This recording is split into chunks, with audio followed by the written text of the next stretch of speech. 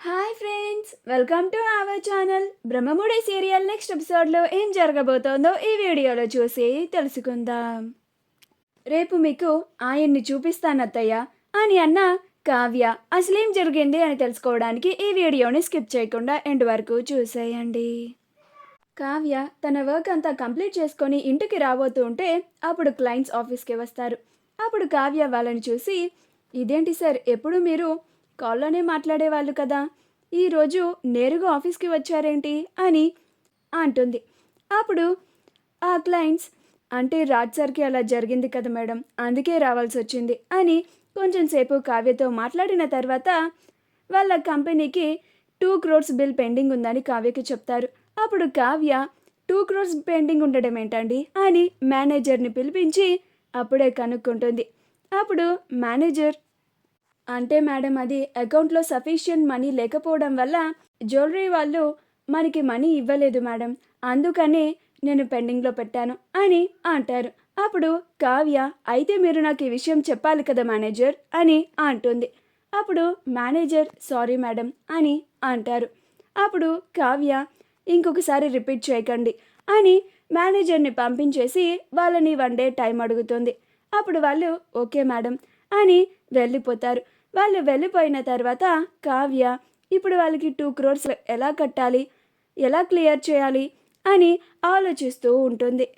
అలా కావ్య మేనేజర్ని పిలిపించి ఏ జ్యువెలరీ వాళ్ళు మనకి మనీ ఇవ్వాలో లిస్ట్ తీసుకురమ్మని చెప్తుంది. అప్పుడు మేనేజర్, అలాగే మేడం, ఒక 5 minutes అని చెప్పి తన క్యాబిన్కి వెళ్ళి లిస్ట్ని ప్రిపేర్ చేసుకొని తీసుకొచ్చి కావ్యకి సబ్మిట్ చేస్తాడు. అప్పుడు కావ్య ఆ లిస్ట్లో ఉన్న నేమ్స్ అన్నిటినీ చూసి, ఇప్పుడు వీళ్ళందరికీ కాల్స్ చేసి వెంటనే మనీ కట్టమని చెప్పండి అని అంటుంది. అప్పుడు మేనేజర్, అలాగే మేడం అని వాళ్ళకి కాల్స్ చేస్తూ ఉంటారు. అలా కొంత డబ్బు వరకు సమకూరుతుంది. అప్పుడు కావ్య ఇంక రిమైనింగ్ అమౌంట్ని ఇంక ఎలా కట్టాలా అని ఆలోచిస్తూ ఉంటుంది. అప్పుడు మేనేజర్, మేడం, ఇప్పటి వరకు 1 crore వరకు వచ్చాయి, ఇంకా రిమైనింగ్ 1 crore కావాలి మేడం అని అంటారు. అప్పుడు కావ్య, అలాగే నేను చూసుకుంటాను అని అంటుంది. అలా కావ్య ఎలాగోలా ప్రయత్నించి మిగతా 1 crore కూడా అరేంజ్ చేస్తుంది. రేపు మార్నింగ్ ఈ అమౌంట్ని వాళ్ళకి పే చేసేయమని చెప్పి తను ఇంటికి వచ్చేస్తూ ఉంటుంది. అప్పుడు మేనేజర్, అలాగే మేడం అని అంటారు. అలా కావ్య ఇంటికి వస్తూ ఉంటే అప్పు అక్క అని పిలుస్తుంది. అప్పుడు కావ్య, ఏంటప్పు అని అంటుంది. అప్పుడు అప్పు, నీతో కొంచెం మాట్లాడాలక్క అని అంటుంది. అప్పుడు కావ్య, తర్వాత మాట్లాడతానప్పు, అలసిపోయాను అని అంటుంది. అప్పుడు అప్పు, లేదక్క, చాలా ఇంపార్టెంట్ అని అంటుంది. అప్పుడు కావ్య, ఏంటప్పు అని అంటుంది. అప్పుడు అప్పు, అక్క, నువ్వేమో బావగారు బ్రతికే ఉన్నారని ఆయన్ని చూసావు కాబట్టి నీకు అసలు నిజం తెలుసు కాబట్టి ఇంత ధైర్యంగా నిమ్మలంగా ఉన్నావు. కానీ ఇంట్లో వాళ్ళకి ఆ నిజం తెలియకపోవడం వల్ల, మరీ ముఖ్యంగా అత్తయ్య గారు బావగారు నిజంగానే చనిపోయారు అని రోజు రోజుకి కృంగిపోతున్నారక్క. రోజు రోజుకి అత్తయ్య గారిని చూస్తూ ఉంటే నాకు చాలా బాధగా ఉంది. రేపు అత్తయ్య గారి పుట్టినరోజంట కదా అని అంటుంది. అప్పుడు కావ్య, అవునప్పు, నిజమే, అత్తయ్య గారి పుట్టినరోజు రేపు. ఆయన ఉండి ఉంటే ఈ పాటికి ఎంత హడావిడి చేసేవారో అని అంటుంది. కానీ ఏం చేస్తాం, ఆయనకి గతం గుర్తులేదు కదా అని బాధపడుతూ ఉంటుంది. అప్పుడు అప్పు, అవునక్క, రేపు ఇంట్లో వాళ్ళంతా అత్తయ్య గారి పుట్టినరోజని ఎప్పుడు ప్రతి సంవత్సరం బావ అత్తయ్య గారి పేరు మీద గుడిలో అన్నదానం చేయించేవారంట కదా, కానీ ఇక నుంచి అలాంటివి చేయొద్దని చెప్పి అత్తయ్య గారు చాలా బాధపడుతూ వాళ్ళ గదిలోకి వెళ్ళిపోయారు.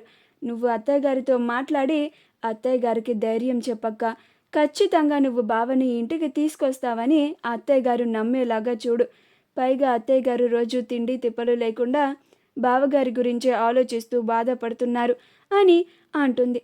నాకు ఇంట్లో అసలు నిజం చెప్పేస్తే బెటర్ అనిపిస్తుందక్క అని అంటుంది.